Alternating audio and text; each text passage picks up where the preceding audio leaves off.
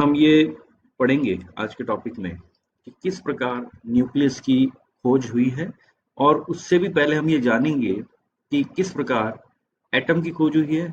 और एटम की खोज के बाद में ये भी हमने हम पढ़ चुके हैं ऑलरेडी कि भाई एटम का क्या स्ट्रक्चर होता है, और एटम का जो स्टेबल मॉडल है या जो एक्सेप्टेबल मॉडल है, जो कि आज के टाइम में हम पढ़ते भी हैं और वो वैलिड भी है, उसके बारे में थोड़ा पढ़ेंगे। और फिर हम एटम के अंदर चलेंगे और न्यूक्लियस के बारे में चर्चा करेंगे। न्यूक्लियस क्या चीज़ है, न्यूक्लियस की खोज कैसे की गई है। तो सबसे पहले बात करें particle model of matter. Matter, what is matter? Matter क्या होता है? मैटर, जैसे कि मान लीजिए एक आयरन की रॉड है, तो वो किस मैटर से बनी हुई है? तो वो अब हम जानते हैं कि वो आयरन के एटम से बनी हुई है। तो जिस भी मैटर से वो बनी हुई है, उसके बारे में हम आज जानते हैं कि वो एटम से बनी हुई है। तो मैटर क्या है? What is matter? All matter is composed of tiny particles called atoms. तो मैटर क्या है? एटम से बना हुआ है। The combination of the types of particles in a substance determines what kind of matter. तो मैटर जो है आपका सॉलिड भी हो सकता है, लिक्विड हो सकता है, गैस हो सकता है इन जनरल। और फोर्थ स्टेट भी होती है मैटर की, जो कि आप प्लाज्मा के फॉर्म में जानते हैं।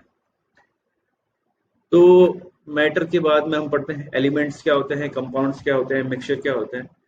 एलिमेंट्स सिंपली जैसे कॉपर हो गया, तो कॉपर एलिमेंट हो गया, एल्यूमिनियम, आयरन, जो आपका जो एटम्स है बेसिकली। तो कंपाउंड जो है वो एटम्स के कॉम्बिनेशन से मिलकर बनता है, जैसे H2O, sodium chloride, carbon dioxide, H2SO4, aluminium side, etcetera. और मिक्सचर क्या होते हैं? मिक्सचर हमेशा दो अलग अलग कंपाउंड्स कह दो या मटेरियल्स कह दो, जो कि आपस में मिक्सचर से उनके उनके कॉम्बिनेशन से बनता है। जैसे पानी के अंदर अगर आप ऑयल मिलाओगे तो वो हीट्रोजीनियस मिक्सचर बनेगा, यानी कि वो एक दूसरे से मिक्स नहीं होते, दोनों अलग अलग दिखाई देते हैं। लेकिन ऑयल और डिटर्जेंट को मिक्स करोगे तो ऑयल डिजोल्व हो जाता है डिटर्जेंट के अंदर, तो उसमें मिसिबल आपका रहेगा। अब हम थोड़ा सा यहाँ से समझ लेते हैं कि ये जो एटम की खोज हुई है वो किस प्रकार से हुई है। तो मोटा मोटी तो यहाँ 1803 से ही हम मानते हैं, क्योंकि उससे पहले तो जो थ्योरी थी वो एक्सेप्टेबल नहीं है। तो जो डाल्टन ने सबसे पहले जो थ्योरी दी थी, वो उन्होंने कहा कि जो एलिमेंट है जितने भी, वो हमेशा सब बहुत छोटे छोटे स्मॉल पार्टिकल से मिलके बना है, जिसको कि हम एटम कहते हैं।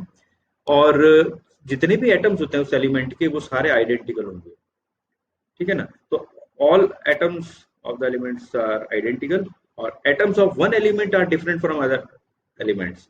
यानी कि दो अलग अलग एलिमेंट्स के एटम्स अलग अलग हो सकते हैं।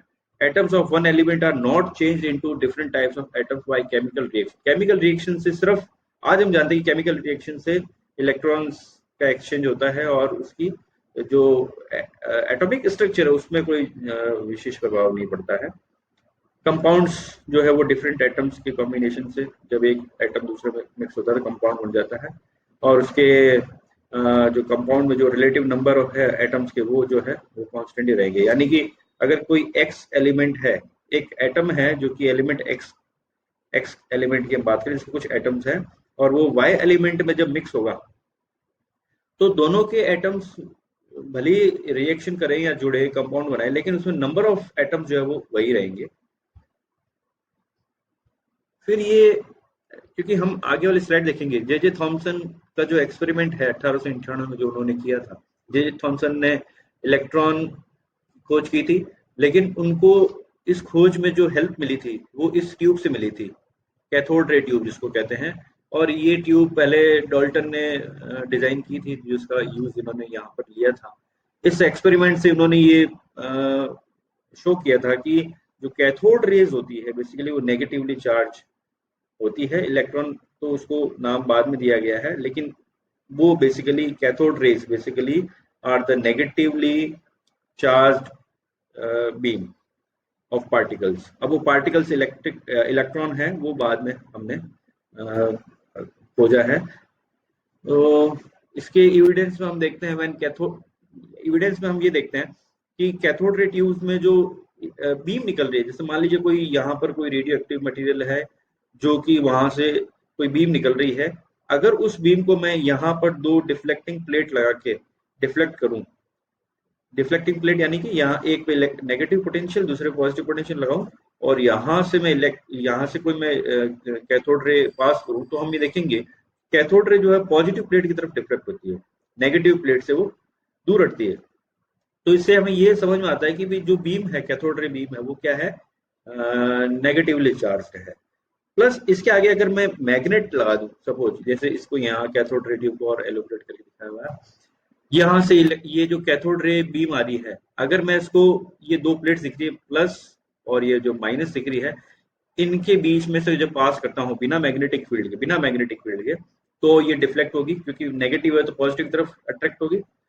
और अगर मैग्नेटिक फील्ड लगाऊंगे तो मैग्नेटिक फील्ड के अंदर आपको पता है कि जब कोई चार्ज पार्टिकल मैग्नेटिक फील्ड से गुजरता है तो मैग्नेटिक फील्ड उसको डिफ्लेक्ट करता है। तो यहाँ पर भी अगर आप मैग्नेटिक फील्ड भी लगाएंगे तो मैग्नेटिक फील्ड भी इसको फर्दर डिफ्लेक्ट करेगा, जिस डायरेक्शन में आपने मैग्नेटिक फील्ड लगा रखा है उसी ओरिएंटेशन में वो उसको डिफ्लेक्ट करेगा।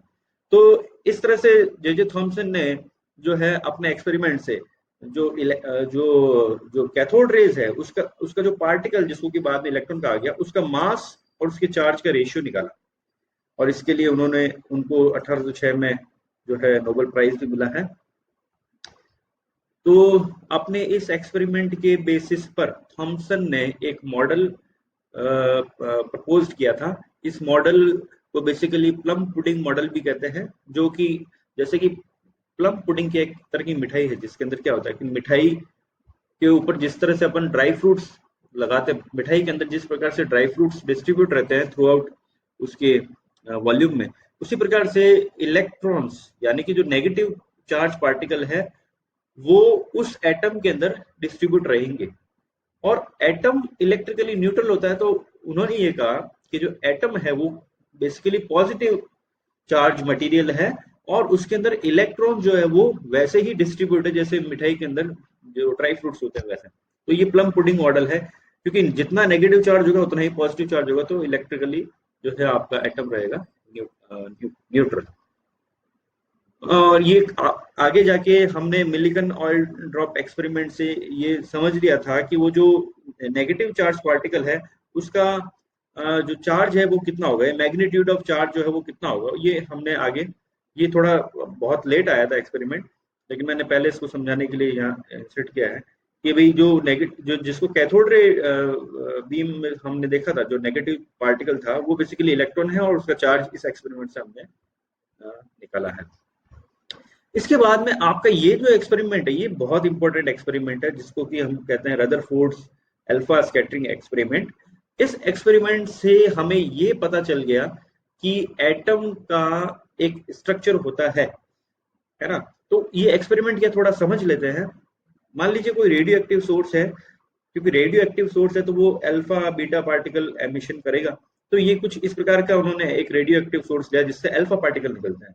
तो अल्फा पार्टिकल की बीम जब किसी गोल्ड फॉइल पर, गोल्ड फॉइल है इसमें गोल्ड के एटम्स है, उस पर जब आप इंसिडेंट कराओगे तो ये इंसिडेंट होने के बाद में बीम जो है अलग अलग एंगल पर डिफ्लेक्ट होती हुई उनको मिली, और उस बीम को डिटेक्ट करने के लिए हमने यहाँ फ्लोरोसेंट स्क्रीन लगा रखी है सर्कुलर फॉर्म में।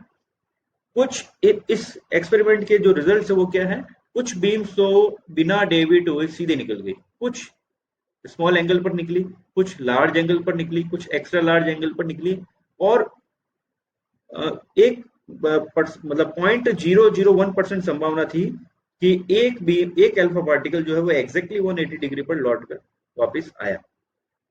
तो इस बेसिस पर रदरफोर्ड ने एक अपना मॉडल, एटम का मॉडल प्रस्तुत किया। इस मॉडल में उन्होंने क्या बताया, वही कि जैसे कि आपका जो अल्फा पार्टिकल है, अल्फा पार्टिकल क्या कर रहा है, उस गोल्ड फॉइल के ऊपर वो आपतित हो रहा है, इंसिडेंट हो रहा है, तो उस गोल्ड फॉइल में कुछ ऐसा हो रहा है कि जो उस पार्टिकल को डिफ्लेक्ट कर रहा है। आपने देखा कि कुछ पार्टिकल बिल्कुल सीधे निकल गए, तो सीधे निकल गए इसका मतलब क्या हुआ कि किसी एटम में से जब कोई अल्फा पार्टिकल गुजर रहा है और सीधे निकल जाता है, इसका मतलब वहां पर क्या है, वॉइड है, स्पेस है, वहां पर कुछ भी नहीं है ना। लेकिन कुछ पार्टिकल डेविएट भी हो रहे हैं, इसका मतलब वहां पर कुछ ऐसा है जो उस पार्टिकल को डेविएट कर रहा है, क्योंकि अल्फा पार्टिकल क्या होता है, जिसमें दो प्रोटॉन होते हैं। अगर उसमें दो प्रोटॉन यानी कि पॉजिटिव चार्ज है, तो उसको डिफ्लेक्ट करने के लिए वहां पर कोई पॉजिटिव चार्ज होना चाहिए। तो यहां से हम ये कहते हैं कि जो रदरफोर्ड का जो एक्सपेरिमेंट है उसमें रदरफोर्ड ने ये बताया कि जो किसी एटम का वो पोर्शन जहां से वो डिफ्लेक्ट हो रहा है वो वहां पर पॉजिटिव चार्ज है। उसको बेसिकली उसने बाद में न्यूक्लियस कहा था। और इस न्यूक्लियस से जो पार्टिकल डिफ्लेक्ट हो रहे थे वो अलग अलग एंगल पर हो रहे थे, और वो डिपेंड कर रहा था कि अल्फा पार्टिकल उस न्यूक्लियस से कितने नजदीक से गुजर रहा है। अगर वो एग्जैक्टली उसके ऊपर इंसिडेंट होगा तो वो 180 डिग्री पर लौट के आएगा, या वो उसके बहुत नजदीक से गुजरेगा तो वो ज्यादा एंगल पर डिफ्लेक्ट होगा। और अगर वो उससे काफी दूरी से निकलेगा तो उसका डेविएशन कम होगा, डिफ्लेक्शन कम होगा। और अगर वो बहुत ज्यादा दूरी पर निकलेगा तो उसकी फील्ड का उसके ऊपर कोई प्रभाव नहीं होगा। तो इस प्रकार से जो रदरफोर्ड ने मॉडल दिया उसको हम इस डायग्राम से समझ सकते हैं। ये सिंपल सा, अगर मैं बात करूं कौन सा मॉडल है, ये प्लम पुडिंग मॉडल है। तो इसके हिसाब से ये होना चाहिए कि भाई कोई भी अल्फा पार्टिकल जब गुजरेगा तो वो सीधा ही निकलेगा, है ना।